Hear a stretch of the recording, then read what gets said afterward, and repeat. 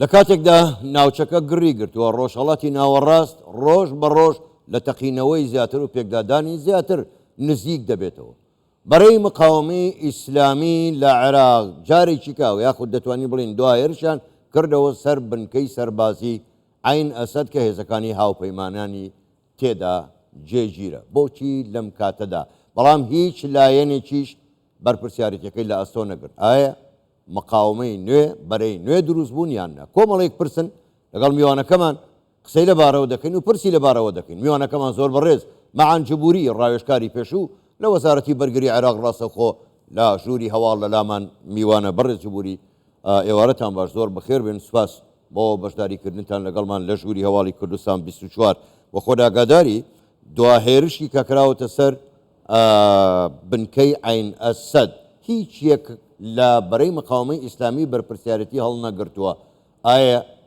بەرەی نوێ دروست بووە یاخود تەنها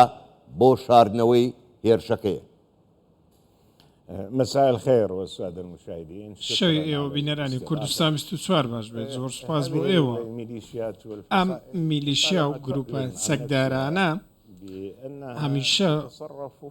دەڵێن کە بە گوێرەی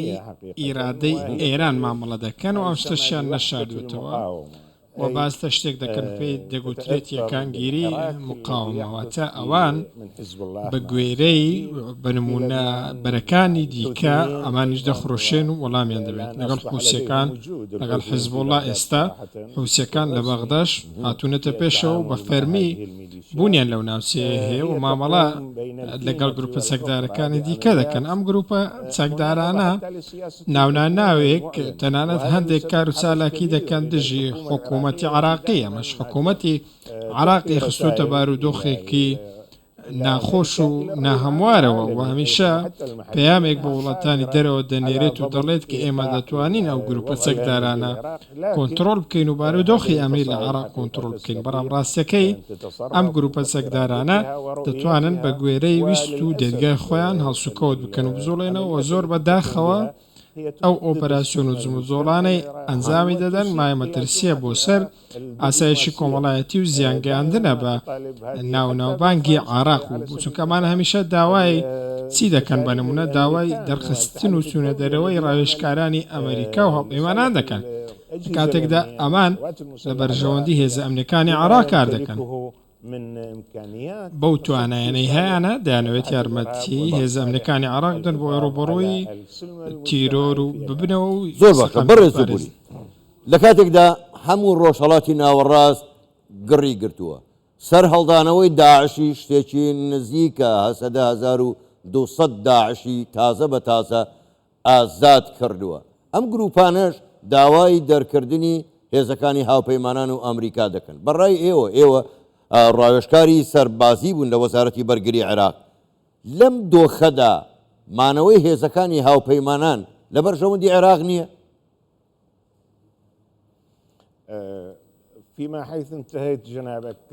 ئەگەر لە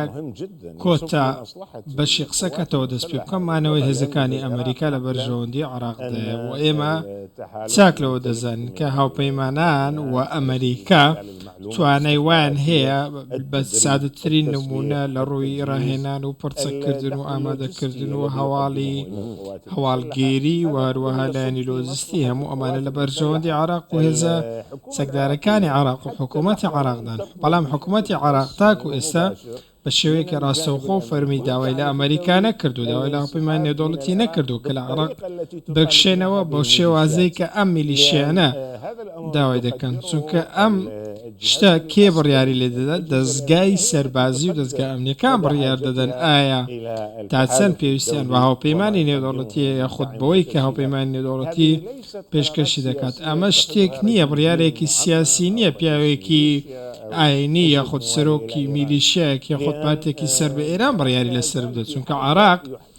تاکو ئێستاش لە ڕوبەڕۆبوونەوەی تیرۆر و لەوەی ئێوە ئاماژەتان پێ کرد لە بەشێکەم قسەکانتاندا مئات يعني سەدان و دەتوانین برێن زیاتر لە 100 نزیکەی 1050 داعش ئازاد کراون لە سووریا و تاکو ئێستاش خاڵی سنووری عراق و سووریا لاوازترین خاڵی بڵێن ئەمنی عراق و سووریان و من ڕەنگە هەر کاتێک داوت بێتە عراق ئەمە کێشێکی زۆر گەورەی بۆ بارودۆخی عراق داعش و بەرهێنان لە ململانەی نێودەوڵەتی و هەرێمیەکان دەکات و عراق بە تەنیا ناتوانێت شەڕی داعش بکات لە هەموو دنیا هیچ دەوڵەتێک ناتوانێت شەڕی داعش بکات چونکە ئەمە جگەل لە ئەم ڕێکخراوە جگەلەوەی کە چەکی بەدەستە خاوەنی هزرێکی شەو هەزرێکی توندڕەوانەیە کەواتە هەموو ئەمانە هیچیان لە بەرژەوەندی بارودۆخی ئەمنی و ئابووری عراقدا نین و لە بەرژەوەندی ئەو پەیوەندیانش نین کە ئێمە بە ئەمریکا و هاوپەیمانی نێودەوڵەتی دەبەستنەوە لەگەڵ وڵاتانی دیکە ئەوانەی کە ئێمە پەیوەندیەکمان لەگەڵیان هەیە پەیوەندیەکی پشتیوانانەیە بۆ حکوومەتی عراق و بارودۆخی سیاسی. بەڕێز جبوری بۆ خۆ داگاداری بەڕێی مقاومەی ئیسلامی جگە لەو هێرشانەی کە دەیکەنە سەر بنکە سەربازیەکانی هاوپەیمانان ئێستا هەڕەشەش ناو بەناو هەڕەشەش لە ئیسرائیل دەکەن. پێت وایە ئەگەر هاتوو عێراق لە ڕێی ئەم میلیشیا چەکدارانەوە لە ڕێگای بەرەی مقاومەی ئیسلامیەوە لەم جەنگەی نێوان ئیسرائیل و حەماسەوە بگلێ عێراق بەرگەی تێوەگلانێکی وا دەگرێت؟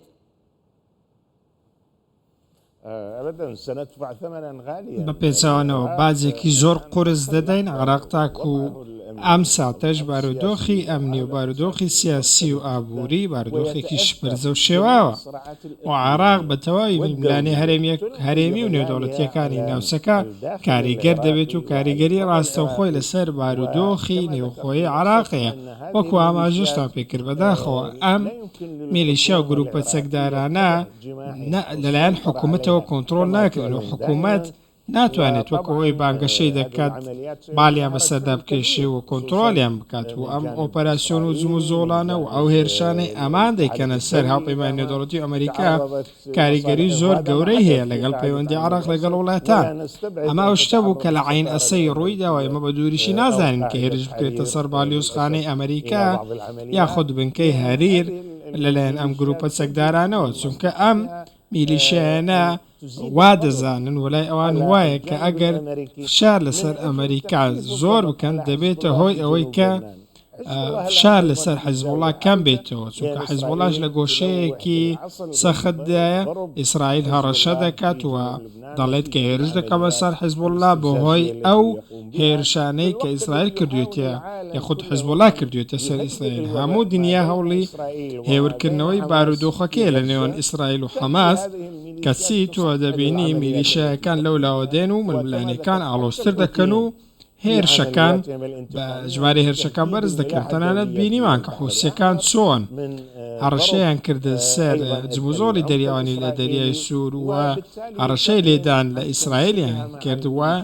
ئەمانە هەمویان بەیەکەوە هەواهنگیان هەیە و حوسیەکان بۆ خۆیان دەڵێن ئێمە لەگەڵ میلیشیا عراقیەکان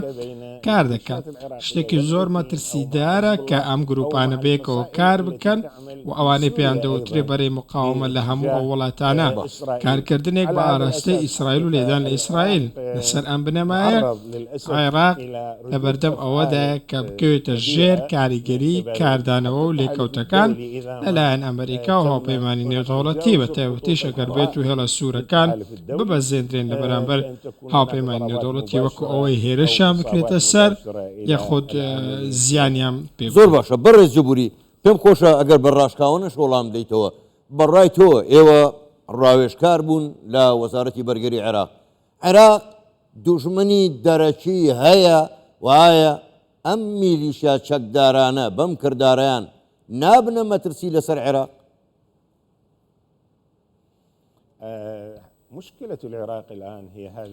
کێشەی ئێستا عێراق ئەم میلیشیانەیە کە میلیشیای یاخین و ڕێک نەخراون و بەداخەوە لە دژی عێراق و لە دژی بەرژەوەندی عێراقی شکار دەکەن لە کاتێکدامان بۆ خۆیان سوود لە عێراق دەبینن تۆ سەیری ئەم میلیشیانە بکە بوونەتە ئیمپراتۆریەتی دەسەڵاتدار و دەستڕۆیشتوو وەزیریان هەیە ئەندام پەرلەمانیان هەیە پارەیان بەدەستە چەکیان هەیە و دەتوانن زۆر شت بکەن و بەدەیان شێواز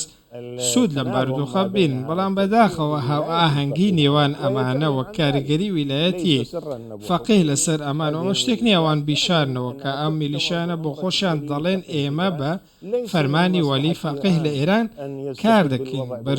لە بەرژەوەندی ئێراندا نییە بارودۆخی عێراق سەقامگیر بێت وەکەوەی ئێمە دەمانەوێت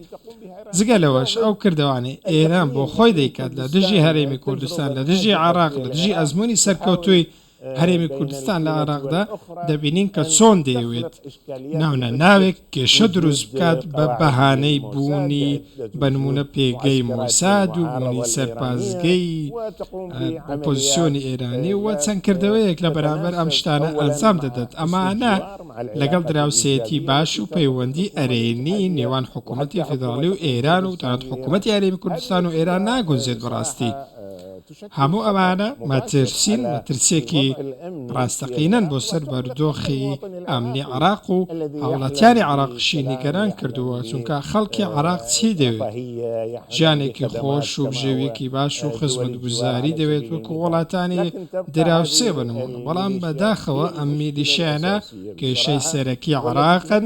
و مەترسین بۆ سەر حکوومەتی عێراقی حکوومەت ناتوانایە و